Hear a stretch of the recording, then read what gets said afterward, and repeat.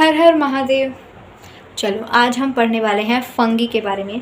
तो फंगी क्या है, व्हाट इज़ दिस, एंड हम लोग हर एक लाइन को कवर करेंगे। जितना भी हमारा एनसीईआरटी में दिया हुआ है मैंने सब चीज़ लिखा हुआ है। लास्ट में मैं आप लोग को उसका पैराग्राफ भी दूंगी, उसे आप पढ़ेंगे और समझ लेंगे कि हाँ हर एक चीज़ मैंने यहाँ पे लिखा हुआ है और हर एक चीज़ तब वहाँ पे समझ में आएगा। देखो जो फंगी होता है वो हम लोग को सबसे पहले ये पता है कि जो फंगी होते हैं वो क्या होते हैं, सेप्रोफाइटिक होते हैं। सेप्रोफाइटिक मतलब क्या होते हैं, सेप्रोफाइटिक पहले ये बताओ। देखो सेप्रोफाइटिक जो होते हैं ना वो क्या होते हैं, वो हेट्रोट्रॉफिक होते हैं। मतलब हेट्रोट्रॉफिक हम किसे कहते हैं, जो दूसरे पे डिपेंड होता है। तो सेप्रोफाइटिक भी एक्चुअल में तो हेट्रोट्रॉफिक ही है क्योंकि वो डेड मैटर्स पे डिपेंड करता है। ठीक है, सबसे पहले ना अगर हम लोग एनसीईआरटी को देखेंगे तो उसमें लिखा रहेगा वार्म एंड ह्यूमिड। पहले उसका कंडीशन लिखा रहेगा कि एक्चुअल ये जो फंगी होते हैं ये कहाँ उगते हैं, कहाँ पाए जाते हैं, वेयर दे आर ग्रोन, और कहाँ पे ये उग सकते हैं उन उसके बारे में लिखा है। सबसे पहले लिखा है वार्म एंड ह्यूमिड कंडीशंस में, जहाँ भी इन्हें दिखेगा यस यहाँ पे वार्म है, कंडीशन ऐसा है वहाँ पे ये फंगी उग जाएंगे। ठीक है, उसके बाद इसमें मोस्ट कॉमन मशरूम्स आते हैं। हम लोग जब भी फंगी का नाम लेते हैं सबसे पहले हमारे माइंड में यही आता है ना कि मशरूम आता है ना। देखो जो कॉमन मशरूम्स होते हैं जिसे हम खाते हैं उसे हम क्या बोलते हैं, वो भी दिया हुआ है एनसीईआरटी के पैराग्राफ में, टोड स्टूल्स। क्या बोलते हैं उसको, टोड स्टूल्स। टोड स्टूल्स इसका नाम है, ये पूरा रिटर्न है एनसीईआरटी में, यू कैन चेक। उसके बाद पैरासाइटिक फंगी भी होते हैं, उसमें दिया हुआ है वाइट स्पॉट्स जो कि मस्टर्ड लीव्स पे होते हैं। लीव्स होते हैं लीव्स, रुको यार, जो लीव्स होते हैं लीव्स, मस्टर्ड्स के लीव्स होते हैं उस पर वाइट कलर का स्पॉट होता है, वो होता है पैरासाइटिक फंगी। वो भी एक फंगी होता है। और वो क्या होता है, कैसा फंगी होता है, तो वो होता है पैरासाइटिक फंगी। और उस फंगी का नाम नहीं दिया हुआ एनसीईआरटी में, बस इतना ही लिखा हुआ है कि वो एक पैरासाइटिक फंगी है जो वाइट स्पॉट मस्टर्ड लीव्स में होते हैं। ठीक है, उसके बाद हम फंगी में ज़्यादातर देखते हैं जो यीस्ट होता है, यीस्ट वो यूनिसेलुलर होता है। बाकी सब हम देख सकते हैं कि जो फंगी में बहुत सारे वैराइटीज़ आते हैं, मल्टी सेलुलर भी फंगी होते हैं। लेकिन देखो यीस्ट जो होता है वो एक यूनिसेलुलर होता है। जो पहला वाला पैराग्राफ दिया है ना फंगी में, मैं वही कवर करा रही हूँ, तो उसमें लिखा है वार्म एंड ह्यूमिड कंडीशन में ये ग्रो होते हैं। उसके बाद कॉमन मशरूम्स जिसे हम टॉड स्टूल्स कहते हैं, जो कि हमारे लिए ईडेबल भी होते हैं। क्या होते हैं, ईडेबल होते हैं, इसे हम खा सकते हैं। जो भी मशरूम्स हम कॉमन खाते हैं ना, जो मशरूम को हम लोग खाते हैं उसे टोड स्टूल कहा जाता है। उसके बाद पैरासाइटिक फंगी, पैरासाइटिक फंगी किसका एग्जांपल दिया हुआ है, जो मस्टर्ड लीव्स पे वाइट स्पॉट्स होते हैं ना उसे हम लोग बोलते हैं parasitic fungi. After that we have to learn about yeast. Yeast भी दिया हुआ है, देखो उसमें यीस्ट यूनिसेलुलर होते हैं और ये कहाँ पे यूज़ होते हैं, ब्रेड एंड बियर को बनाने के लिए, फर्मेंटेशन के लिए यूज़ होते हैं। फर्मेंटेशन मतलब फुलाने के लिए यूज़ होते हैं यीस्ट। छोटे छोटे बबल्स जो बनते हैं ना उन सब चीज़ों के लिए यीस्ट का यूज़ किया जाता है, जो कि एक यूनिसेलुलर फंगस है। क्या है, फंगी है। उसके बाद सोर्स ऑफ एंटीबायोटिक्स, ये एंटीबायोटिक्स के यूज़ में भी आता है। जो भी हम पेनिसिलियम जो भी होता है ना, पेनिसिलियम ये एग्जाम्पल है, ये दिया हुआ है देख लो। जो भी एंटीबायोटिक्स होता है उसे भी बनाने में फंगी मदद करता है। हम हालांकि यूज़ भी हम लोग पढ़ेंगे जिसके बहुत सारी यूजेस हैं। ये सब दिया हुआ है फर्स्ट पैरा में, that is why I am telling to you. देखो उसके बाद हमें दिया है फिलामेंटस, माइसीलियम और कोइनोसाइट्स, ये सब दिया हुआ है ना। इसमें हम लोग को सबसे ज़्यादा कंफ्यूजन होता है, कंफ्यूजन इन्हीं सब में होता है। अरे ये फिलामेंटस क्या है, माइसीलियम क्या है, कोइनोसाइट्स क्या है, तो इसे हम लोग बहुत अच्छे से समझेंगे। देखो जो फिलामेंटस होते हैं वो क्या होते हैं, उसे हम लोग हाइफी बोलते हैं। क्या बोलते हैं, फिलामेंटस को हम लोग हाइफी भी बोलते हैं। और इसका स्ट्रक्चर कुछ थ्रेड लाइक स्ट्रक्चर होता है, थ्रेड लाइक स्ट्रक्चर होता है। इसे हम इलोंगेटेड स्ट्रक्चर भी बोल सकते हैं ना, मतलब लंबे लंबे धागे जैसे स्ट्रक्चर बस होता है, देखो है बना हुआ। और ये जो बीच बीच में डॉट्स दिख रहे हैं वो न्यूक्लियस है। ठीक है, उसके बाद माइसीलियम। माइसीलियम कौन सा स्ट्रक्चर होता है, माइसीलियम भी एक स्ट्रक्चर होता है जब एंड ऑफ हाइफी, जब बहुत सारे हाइफी एक साथ आ जाते हैं, एक साथ आ जाएंगे, बहुत सारे हाइफी जब एक पास इकट्ठा हो जाएंगे और आ जाएंगे, उसे हम लोग क्या बोलते हैं, उसे हम लोग माइसीलियम, दैट इज़ यही है माइसीलियम जो मैंने यहाँ पे बनाया है, देख लो अच्छा बनाया ना। ठीक है, माइसीलियम जो है वो एंड ऑफ हाइफी है, मतलब बहुत सारे जब हाइफी आ जाते हैं एक बार तो माइसीलियम फॉर्म कर देते हैं, तो हम इसे माइसीलियम कह देते हैं। उसके बाद हम लोग पढ़ेंगे कोइनोसाइटिक हाइफी।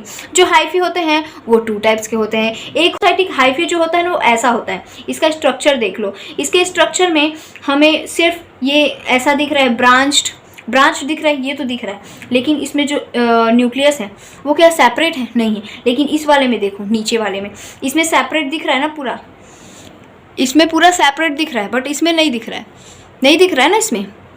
तो इसे हम लोग एसेप्टेट कहते हैं, और इसे हम लोग एसेप्टेट कहते हैं, और इसे हम लोग सेप्टेट कहते हैं। तो इन दोनों को हम लोग अब साथ में समझेंगे। देखो सेप्टेट मतलब क्या होता है, ये जो लाइंस बीच में दिख रही है ना, हर एक न्यूक्लियस को डिवाइड किया हुआ है, लेकिन इसमें सारे न्यूक्लियस एक पास है, मल्टी न्यूक्लिएटेड है, ठीक है, और ये बहुत बड़े बड़े होते हैं। देखो कोइनोसाइटिक जो हाइफी होते हैं उसमें जो भी न्यूक्लियस होता है वो मल्टी न्यूक्लिएटेड होते हैं, देखो खुद देख लो। लेकिन इसमें सेप्टेट होते हैं ना, ये न्यूक्लियस को सेपरेट करने के काम आते हैं, सेप्टेट देख लो। और ये जो लाइन जो बनी हुई है, वॉल्स बने हुए हैं, इसको हम लोग सेप्टेट कहते हैं। क्या कहते हैं? सेप्टेट कहते हैं। इसीलिए इस वाले फंगस को क्या कहते हैं हम लोग? इस वाले फंगस को हम लोग सेप्टेट कहते हैं। और ये ऐसा भी होता है, ऐसा भी होता है। जो ऐसा होता है उसे हम बोलते हैं सेप्टेट, जो ऐसा होता है उसे हम बोलते हैं एसेप्टेट, ठीक है। और जो सबसे पहले तो हम लोग ये देखेंगे, सबसे पहला और सबसे छोटा स्ट्रक्चर जो है हाइफी है, थ्रेड लाइक स्ट्रक्चर। जब वही थ्रेड्स बहुत सारे हो जाते हैं तो उसे हम लोग माइसीलियम बोल देते हैं। अब ये जो हाइफी है, जो थ्रेड लाइक स्ट्रक्चर है, ये 2 टाइप्स के होते हैं। कैसे होते हैं? एक एसेप्टेट होता है, ये एक सेप्टेट होता है। जो एसेप्टेट होता है एक्चुअल में उसमें बहुत सारे न्यूक्लियस होते हैं, उसे हम लोग मल्टी न्यूक्लियस भी बोल सकते हैं। देख सकते हो तुम लोग यहाँ पे मल्टी न्यूक्लिएटेड है ये। इसे कहीं सेपरेट किया हुआ है क्या? नहीं किया हुआ है। तो ये कोइनोसाइटिक हाइफी कहलाते हैं।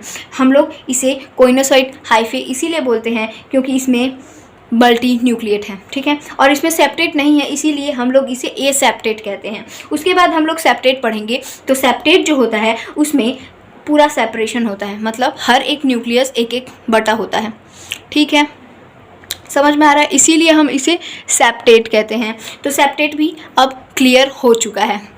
अब लास्ट में मैं इसका पैराग्राफ दे रही हूँ, इसे अच्छे से पढ़ो। अब इस पैरा में सेप्टेट बता दिया है कि सेप्टेट में ये सब सेपरेट होते हैं, एक एक न्यूक्लियस होता है। इसमें कोई वो नहीं होता कि मल्टी न्यूक्लिएट, ऐसा कुछ नहीं होता सेप्टेट में। सेप्टेट में हर एक न्यूक्लियस सेपरेट होता है, लेकिन इसमें नहीं होता है। तो ये हमने क्लियर कर लिया कोइनोसाइटिक हाइफी क्या होता है और सेप्टेट क्या होता है और एसेप्टेट क्या होता है, ठीक है। उसके बाद इस पैरा में दिया है पैरासाइट। पैरासाइट मतलब सबको पता ही होगा कि जो पैरासाइट होते हैं वो क्या होते हैं, जो लिविंग, बहुत बार पढ़ चुके हैं हम लोग पैरासाइट, पढ़ चुके कि नहीं? जो भी फंगस लिविंग प्लांट्स पर डिपेंड करेगा उसे हम लोग क्या बोलेंगे? पैरासाइटिक बोलेंगे, पैरासाइटिक फंगस बोलेंगे, ठीक है। इसका एग्जाम्पल हमने अभी पढ़ा था, जो मस्टर्ड होता है।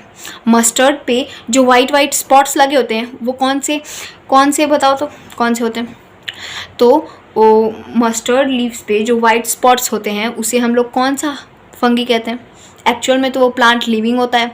तो लिविंग प्लांट्स पर या फिर एनिमल्स पर जो भी फंगस ग्रो करता है उसे हम लोग बोलते हैं पैरासाइट फंगस, ठीक है। तो इसका एग्जाम्पल तो एक दे चुका है कि जो भी मस्टर्ड लीव्स पे वाइट स्पॉट्स आते हैं उसे हम लोग, वो कौन सा फंगी होता है? तो वो होता है पैरासाइट फंगी होता है, ठीक है। उसके बाद हम सेप्रोफाइट फंगी पढ़ेंगे। सेप्रोफाइट समझ में आ जा रहा है? सेप्रोफाइट क्या पढ़ते थे हम लोग? डेड मैटर्स पे जो डिपेंड करेगा। देखो, absorb soluble organic matter from dead organic substrates. देखो, जो भी सड़े गले सामान है, मर चुके हैं, ठीक है, जो भी मैटर, जो भी डेड है उसमें से एनर्जी एब्जॉर्ब करेंगे, ठीक है। सॉल्युबल ऑर्गेनिक मैटर, जो भी उसमें एनर्जी होगा सॉल्युबल उसे, और जो भी डेड ऑर्गेनिक सब्सट्रैक्ट है उसमें सॉल्युबल ऑर्गेनिक मैटर होता है, जिसे कौन एब्जॉर्ब करता है? सेप्रोफाइटिक फंगस एब्जॉर्ब करता है, ठीक है।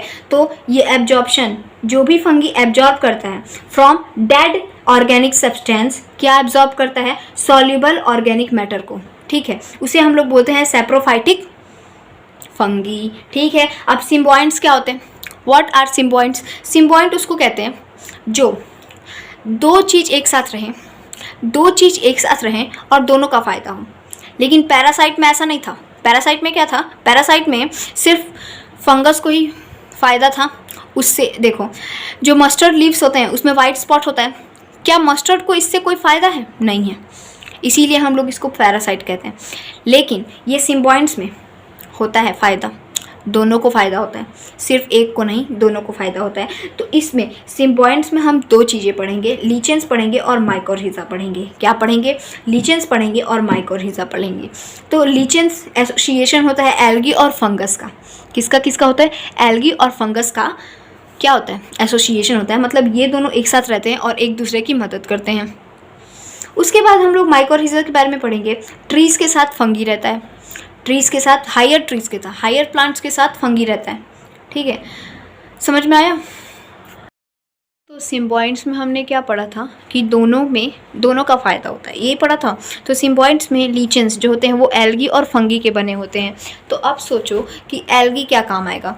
एल्गी एक ग्रीन सब्सटेंस होता है, वो फोटोसिंथेसिस परफॉर्म करता है, और फंगी जो होता है वो एल्गी को जो भी इम्पॉर्टेंट जो भी वो मिनरल्स होते हैं वो सब एल्गी को देता है। ठीक है, ये काम करते हैं ये लोग, ये इसका एक काम कर देता है और ये इसका एक काम कर देता है, और दोनों एक साथ खुशी खुशी रहते हैं। ठीक है, तो इन लोग एक दूसरे की मदद करते हैं। फंगी क्या करता है?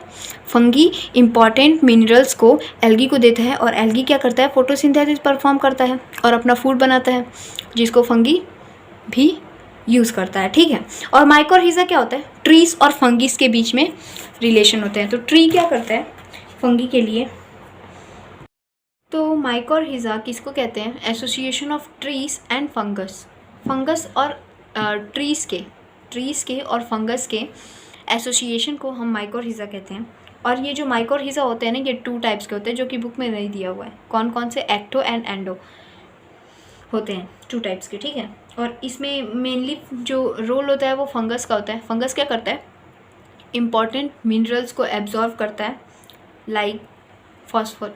सबसे मेनली जो वो है मिनरल वो है फॉस्फेट। फॉस्फेट को ये एब्जॉर्ब करता है और ट्री को देता है। और ट्री क्या करता है? इसको शैडो देता है, मतलब इसको शेल्टर देता है। ठीक है, मतलब ये ट्रीज़ में ही उगते हैं और उन पर डिपेंड करते हैं ये फंगस। ठीक है, उसके बाद ये वाटर को एंड मिनरल्स को एब्जॉर्व करता है। कौन? फंगी। ये जो फंगी है ना, ये फंगी ये क्या करता है? ये करता है वाटर एंड मिनरल को एब्जॉर्व, और देता किसको है?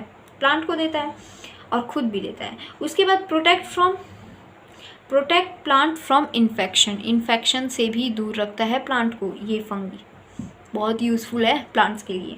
उसके बाद ये मेनली ज़्यादातर जो मिनरल होता है उसको एब्जॉर्ब करता है, तो वो होता है फॉस्फेट मिनरल को ज़्यादातर ये एब्जॉर्ब करके देता है। ठीक है, और जो ट्री होता है उसको शेल्टर देता है।